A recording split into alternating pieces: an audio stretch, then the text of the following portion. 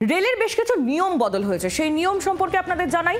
1 October থেকে online ট্রেনের ticket booking যদি আপনি করেন তাহলে এই নিয়ম পরিবর্তন আপনার জেনে রাখা উচিত, কারণ নতুন এই নিয়ম অনুযায়ী রিজার্ভেশন শুরু হওয়ার পর প্রথম 15 মিনিটে শুধুমাত্র আধার ভেরিফাইড প্রকৃত যাত্রীরাই অনলাইনে টিকিট বুক করতে পারেন। এর পরের 10 মিনিট আধার অ্যাটাচমেন্ট বিহীন সাধারণ যাত্রীরা টিকিট কাটার সুযোগ পাবেন।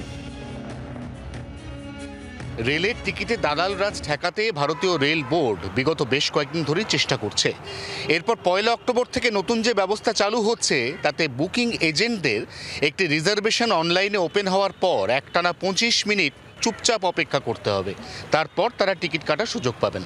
প্রথম 15 মিনিট টিকিট কাটতে পারবেন তারাই যাদের এই অ্যাপ বা ওয়েবসাইটে লগ ইন করার ক্ষেত্রে ম্যান্ডেটরি আধার ভেরিফিকেশন রয়েছে।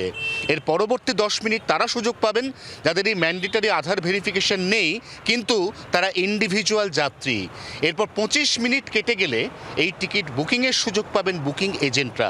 বারবার অভিযোগ উঠেছে একটি ট্রেনের রিজার্ভেশন ওপেন হওয়ার প্রায় সঙ্গে সঙ্গে তাদের বাল্ক ক্যাপাসিটিকে কাজে লাগিয়ে বিভিন্ন ফোরে দালাল অথবা এজেন্টরা প্রায় সমস্ত টিকিট বুক করে নিয়ে যাচ্ছে এবং একজন সাধারণ যাত্রীকে টিকিট কাটতে গিয়ে একেবারে শুরুতেই বারবার হোঁচট খেতে হচ্ছে। তিনি যখন ক্লিয়ার পাচ্ছেন তখন ওয়েটিং লিস্টে চলে যাচ্ছেন।